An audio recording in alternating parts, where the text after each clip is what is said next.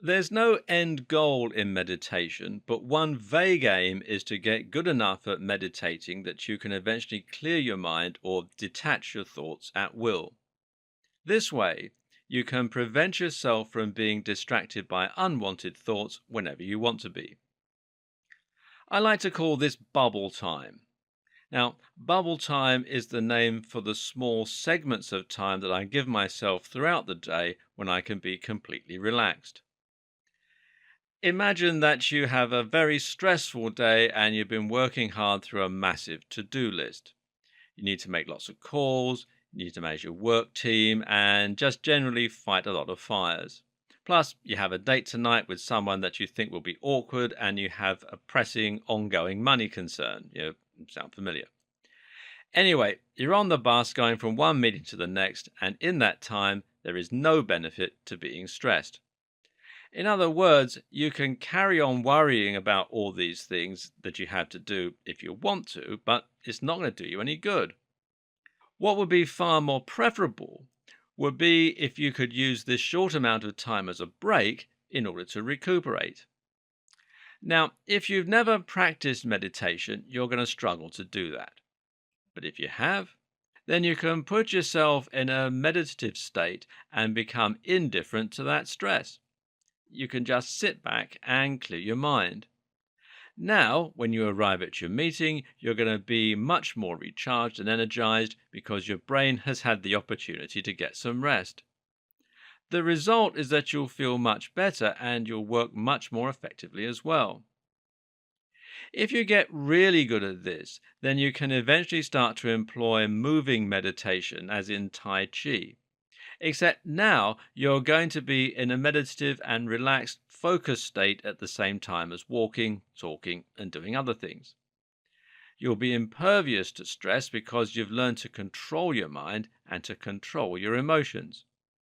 Because you aren't giving your concerns the emotional weight that you may have done in the past, your brain isn't activating the salience network that it uses to respond to threats, and you're able to just carry on going about your business in a completely calm and efficient manner.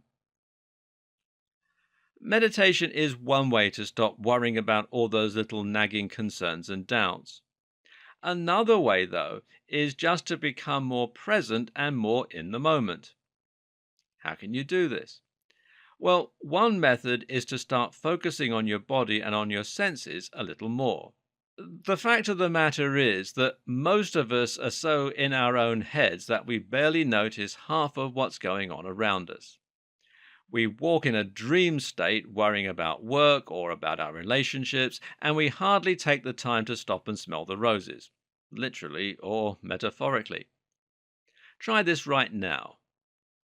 Turn off any music that you're listening to and instead start to notice the sounds around you. Really listen. What can you hear? Perhaps the hum of traffic outside. Maybe the murmur of conversation in the room. Maybe you can hear next door. Or perhaps you're outside. Maybe you can hear the sound of birds. Likewise, you can probably smell a whole load of things you hadn't noticed. And if you take the moment to feel your own body, then you can probably notice the sensation of the seat pushing into your legs and into your buttocks. Maybe you can feel the blood filling your face and making you feel hot, or perhaps there's a cool wind blowing against you. What direction is it heading? Listen to the sounds of your own breathing and feel your abdomen expand and shrink as you do so. Once you do this, you'll find that you stop worrying about what's going on around you, and you'll start to appreciate your environment a little more. There's so much that you normally miss.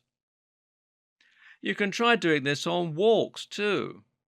Go for a walk with no music, no phone, and nothing else, and just try being present and noticing the world around you. It's a calming and invigorating experience at the same time. Also, try being more present in conversation.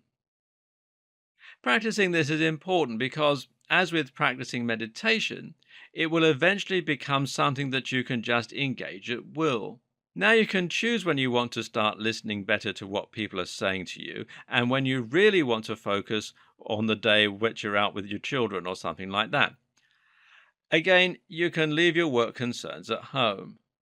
And try focusing on the sensation of your body more next time you're being intimate with a sexual partner. Don't worry about your technique, what you're going to do next, whether they like you. Instead, really focus on how the touch of their hand feels on your body. You'll find that you instinctively know what to do next and that you start being much more passionate and responsive. You'll become a better lover simply by getting out of your own head, and you'll feel it far more forcefully. This is true for everything else as well. Next time you have a bath, take a moment to really appreciate the warmth and the softness of the water against your skin. Indulge yourself in the smell. Next time you eat your cereal in the morning, remind yourself how much you enjoy that cereal and how happy you are not to be going to work. This is what so many of us don't do. So many of us are constantly in a dream state and worrying about other things that we actually miss what's going on around us. Being stressed and having no control over your mind is doubly problematic because not only does it make us unhappy directly, but it also distracts us from the things going on around us all the time that could be making us happier. Oh, and what this does for our relationships is also fantastic. Right now, being distracted by work could well be destroying your relationship with your family and friends.